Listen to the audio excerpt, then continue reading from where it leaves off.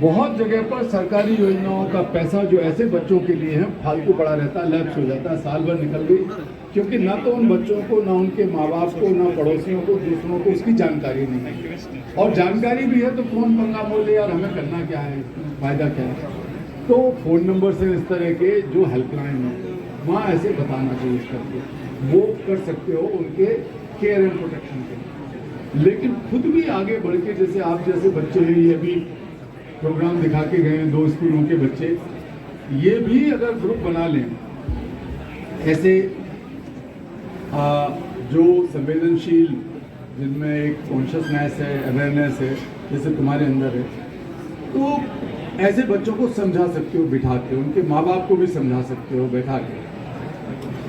और बड़ी बात ये इसमें कि किसी भी देश में जितनी बड़ी संख्या में बाल मजदूर हैं, पूरी दुनिया में इस समय 16 करोड़ बच्चे मजदूरी करते हैं और पूरी दुनिया में 20 करोड़ वयस्क लोग बेरोजगार हैं।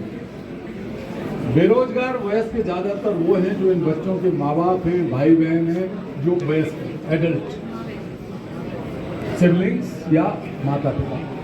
तो ये एक कैसा दुष्चक्र है कि एक तरफ तो माँ बाप बेरोजगार, बड़े भाई बहन बेरोजगार और बच्चों को काम पे लगाया जाता है। तो ये दुष्चक्र तोड़ना जरूरी है, शिक्षा के माध्यम से भी सरकार की जिम्मेदारी है। ये समझाना जरूरी है सबको, समाज में चेतना देना। लेकिन एक बात हमेशा सोचो कि अगर वो बच्चा कह रहा है कि मैं तो अपनी मर्जी से कर रही हूँ, तो मर्जी से कोई कहने लगे कि मैं 12-13 साल की उम्र में शादी करना चाहती है 15 साल के लड़के या 30 साल के आदमी से, तो गैर कानूनी भी है, अनैतिक भी है, वो ठीक नहीं है। बच्चे के स्वास्थ्य के लिए भी अच्छा नहीं है, समाज के लिए भी अच्छा नहीं है, नैतिकता के लिए भी अच्छा नहीं है। तो वो बात गैर कानूनी भी है और अनैतिक भी है, अच्छी बात है। कोई बच्चा कहने लगे कि मेरे माँ बाप भूखे चोरी करूँगा, तो चोरी करना अपराध है, वो ठीक नहीं है। तो लेकिन ये जिम्मेवारी सरकार की और समाज की है, इस तरह के बच्चे जो बहुत गहरे संकट में हैं उनकी वो मदद करें। तो ये बात हमें लगातार सोच कर और करना चाहिए। देखो, ये शिक्षा के अधिकार की एक बात बताता हूँ, मैं कहानी सुनाता हूँ। ये शिक्षा का अधिकार भारत को मिला हुआ है ना, पहले नहीं था ये। जब भारत का संविधान बना तो संविधान में शिक्षा मौलिक अधिकार नहीं था, फंडामेंटल राइट नहीं था। तो बहुत परेशानी होती थी जब संविधान में नहीं है तो कानून में भी नहीं था। तो जो आरटीई कहते हैं आज, जैसे राइट टू एजुकेशन, में कानून में नहीं था क्योंकि कॉन्स्टिट्यूशन में नहीं था। तो हम जैसे लोग उस पर चिंता करते रहते थे, जो बच्चों को गुलामी से छुड़ाते थे उनको पढ़ाएं कहाँ।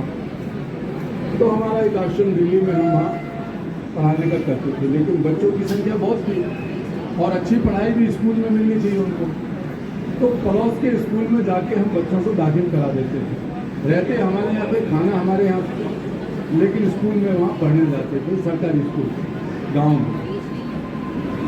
तो एक बार मैं लेके गया कुछ बच्चों को, 7-8 बच्चों को स्कूल में दाखिल कराने के लिए। और ये बात है, समझो कि 96-97 1990, तुम लोग पैदा नहीं होते तब तक। तो मैं उन बच्चों को जब लेके गया तो वो टीचर, हेडमास्टर ने कहा कि कैलाश, तुम रोज रोज यार जब देखो जब आ जाते हो, तुम्हारे आदमी आ जाते हैं बच्चे को दाखिल कराने के लिए, और ये बच्चे तो गंदे बच्चे हैं, इनके कपड़े भी गंदे रहते हैं, सफाई ढंग से नहीं करते, ये गंदे कर लेते हैं दिन में कपड़े, बातचीत में भी ये गाली गलौज कर देते हैं कई बार, क्योंकि वो बच्चे तो गुलामी से छूटे हुए बच्चे थे। तो धीरे धीरे करके उनमें समझ बढ़ती, स्कूल में ज़्यादा जल्दी समझ बढ़ जाती। तो मैंने उनको समझाने की कोशिश की हेडमास्टर को, लेकिन वो बोले कि नहीं, अब हम दाखिल नहीं करेंगे। तो मैं भी थोड़ा सा डर गया कि दाखिल क्यों नहीं करोगे, बच्चे हैं उन्हें पढ़ना चाहिए। तो उन्होंने कहा नहीं करते, क्योंकि जो पुराने बच्चे हैं हम उनको भी निकाल लेंगे, जो तुमने 20-25 बच्चे दाखिल करा रखे हैं, अभी नहीं करेंगे नए बच्चे। तो हमको लगा कि ये तो बहुत धमकी दे रहा है हमें हेडमास्टर सरकारी। तो मैंने कहा, मैं तो गांधी जी के सिद्धांत में भरोसा करता हूँ, मैं यहीं बैठ जाऊँगा और अनशन पे बैठ जाऊँगा, उपवास करूँगा भूखा। तो बोले कर लो, जाओ निकालो इसे बाहर। चपरासी को 2-4 लोगों को बुलाया, निकालो इसको बाहर, ये नेतागिरी कर रहा है यहाँ पर, ऐसे नेता बना हुआ है। इतनी पुरानी बात है, तब तो कोई नोबेल पुरस्कार नहीं था मेरे पास में, कोई ऐसा नाम था। तो 2-4 लोग आ गए, मुझे धक्का मारते, इससे पहले मैं बाहर जाके बैठ गया, कोई नहीं आया मेरे पास। तो मैंने सोचा और अंदर की तरफ बैठ जाऊँ दरवाजे पे, ताकि कोई तो देखेगा। तो फिर जब मैं बढ़ने लगा तो लोगों ने कहा भागो भागो यहाँ से हटो। तो उन्होंने कहा पुलिस को बुलाएंगे, हमने कहा बुला लो। फिर मैंने अपने एक वकील दोस्त को फ़ोन किया कि मैं यहाँ धरना दे के बैठ गया हूँ, मैं भूखा मर जाऊँगा, लेकिन हमारे बच्चों को दाखिल करा के ही दम दूँगा।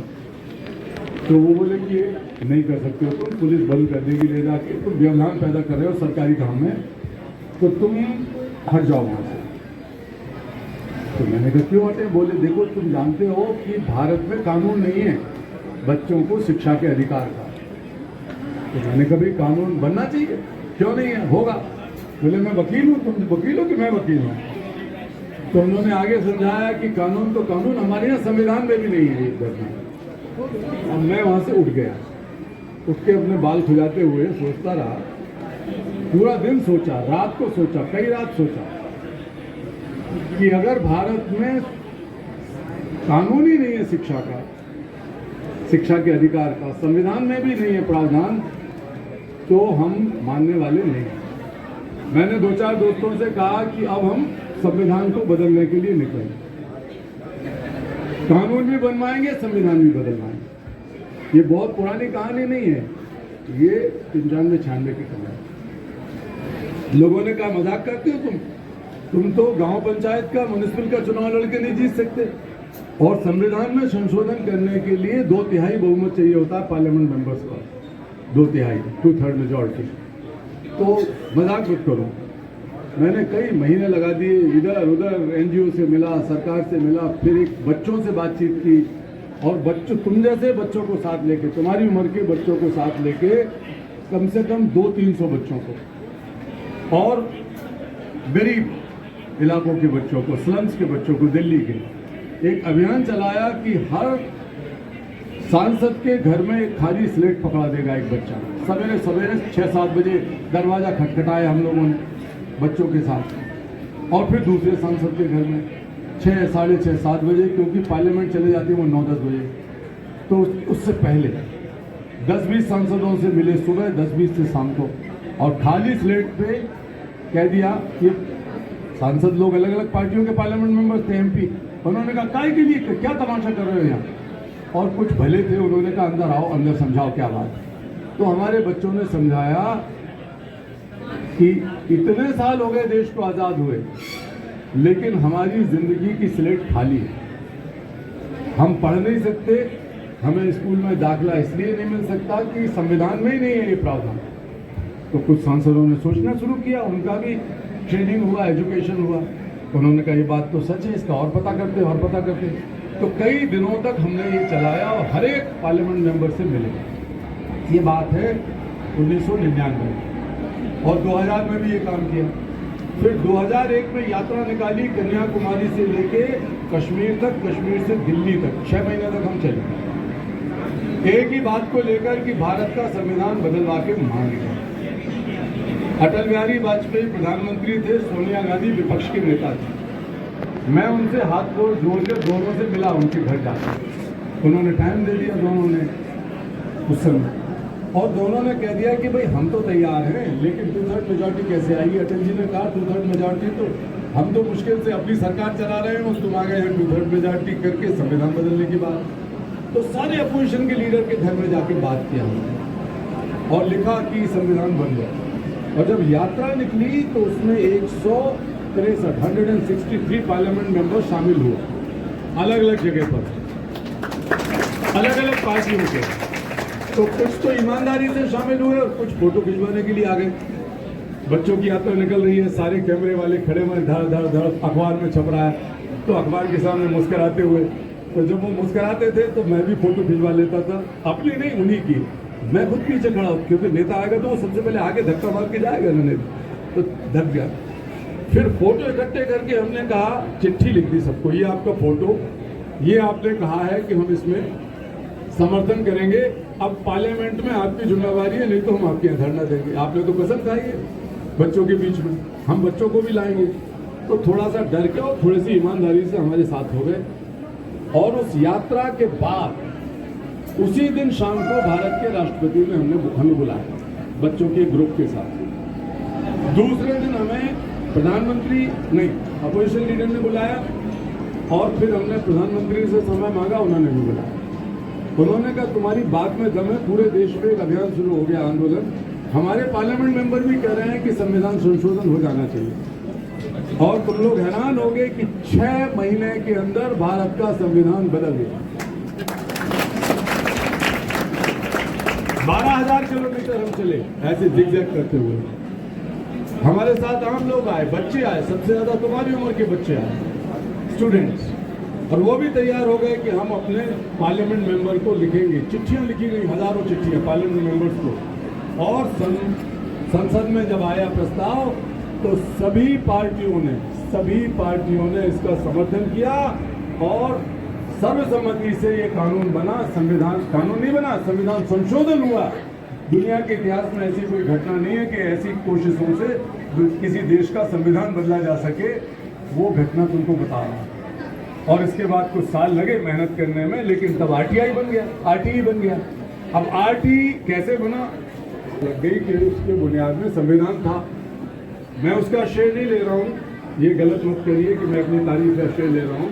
लेकिन एक साधारण आदमी भी ये फैसला कर ले कि उसे देश के युवाओं पर भरोसा है, देश के बच्चों पर भरोसा है, देश की जनता पर भरोसा है, और उस भरोसे के साथ अगर निकल पड़े ईमानदारी से, तो पूरा देश साथ में खड़ा हो जाए। राजनीतिक स्वार्थ नहीं होना चाहिए, कुर्सी का स्वार्थ नहीं होना चाहिए। बिना लालच के अगर आप करोगे तो संविधान बदलने का ये एक उदाहरण है दुनिया में, जो मैंने आपको सुनाया।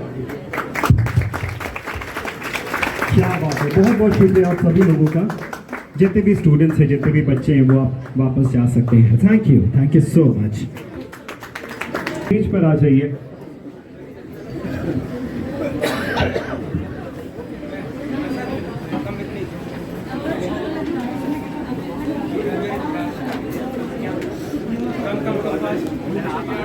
और जो कई बार क्या हो, चौक कहीं भी जाते तो सब लोग कहते हैं कि यार एक बार जो है रेडियो चौकी की तरह बोल करके दिखाओ।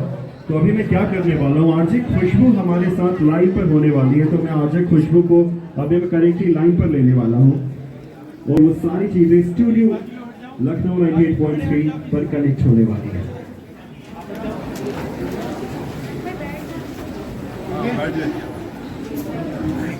सकल मेरी मन का आज तो तुम्हारे फोटो भी ये कहना है हमारा कि अपनी सकल बंद कर दो, इनको पोस्टर मैं खींचेंगे खींचो एक ऐसा वो इनके लिए मेरे लिए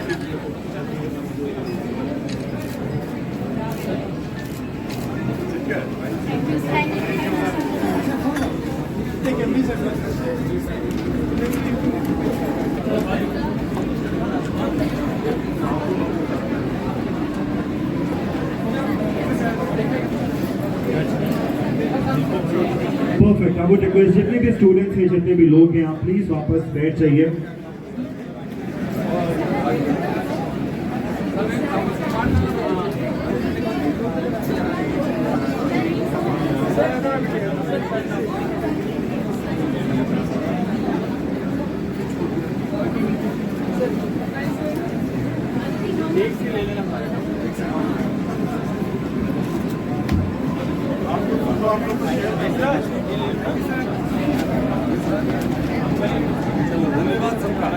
Next, I would like to call upon MG of UPMRC.